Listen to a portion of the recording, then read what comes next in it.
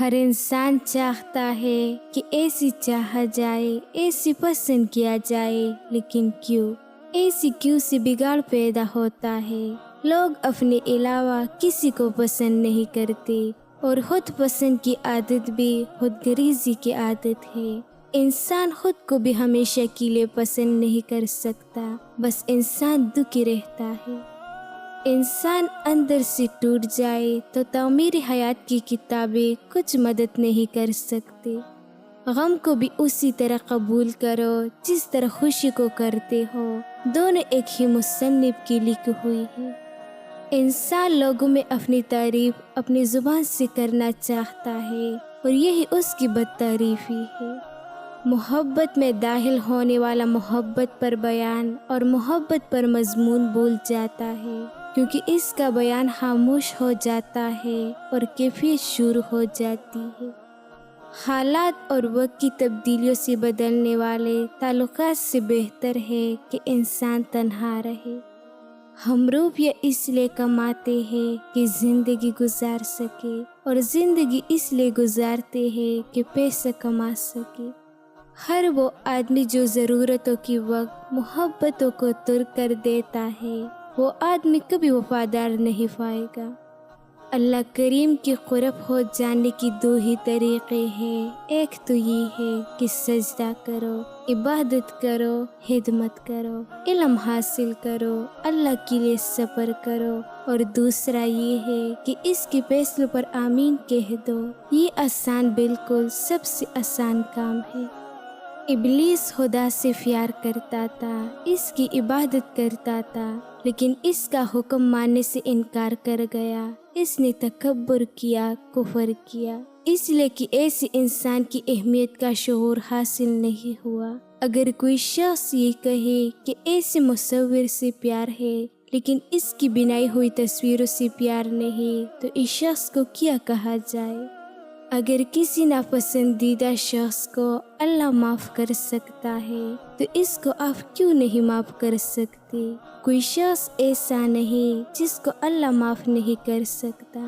صرف ایک آدمی کے ساتھ آپ کو ناراض ہونے کی اجازت ہے، کہ جس نے آپ کے سامنے حضور صلی اللہ علیہ وسلم کی شان میں گستاخی کی ہے، ورنہ اور کسی کے ساتھ آپ کو ناراض ہونے کا حق نہیں ہے۔ باقی ہر ایک کو بخش دو۔ قرآن پاک کو سمجھنے سے پہلے آپ اپنا مقام مقرر کرو کہ تم کون ہو۔ منافق ہو تو قرآن سے منافق بن کر نکلو گے۔ بدنیتی کی پوری سزا خوف ہے۔ خوف دراصل بری نیت کی تخلیق ہے۔ نیت کی اصلاح کے بغیر یہ سزا ختم نہیں ہوتی۔ یہ نہ پوچھو کہ وہ حق سے محروم کیوں ہوا، تم یہ دیکھو کہ تم نے حق سے زیادہ کیوں حاصل کر لیا۔ تیرا حاصل ہی اس کی محرومی بن گیا۔ نیند زندگی کا ایک ایسا آئینہ ہے جس میں موت کا عکس دکھائی دیتا ہے۔ جو شخص اپنی تنہائی سے عدل نہیں کرتا، وہ زندگی میں کیا عدل کرے گا؟ عجیب رشتہ رہا، کچھ اس طرح اپنوں سے نہ نفرتوں کی وجہ ملے، نہ محبتوں کا صلہ ملا۔ کسی انسان کے ساتھ ایسا سلوک نہ کرو جو تم اپنے ساتھ نہیں چاہتے۔ وہ علم جو کتاب میں نہیں، وہ صرف جنون سے ملتا ہے، نظر سے ملتا ہے، نصیب سے ملتا ہے۔ بڑی بڑوں کی بڑی بڑی خدمت کرنے کے بجائے چھوٹی لوگوں کی چھوٹی چھوٹی ضرورت پوری کر دی جائے۔ تاریخ کو یاد کرنے کے بجائے تاریخ بنانے کی فکر کرنا چاہیے۔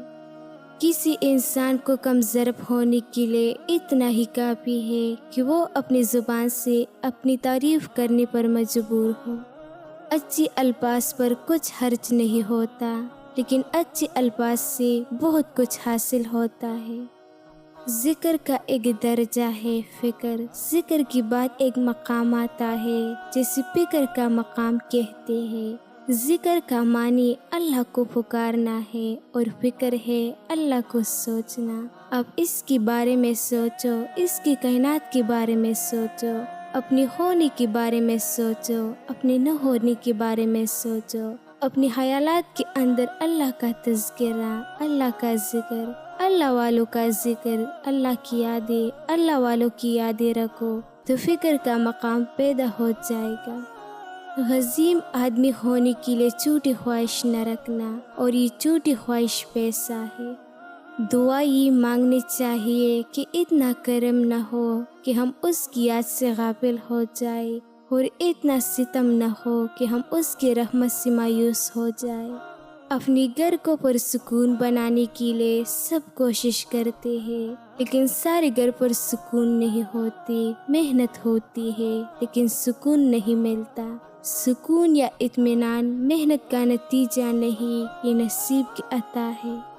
اخلاق یہ ہے کہ اللہ کی رضا کے لیے اپنے مزاج کو بد اخلاق نہ ہونے دے۔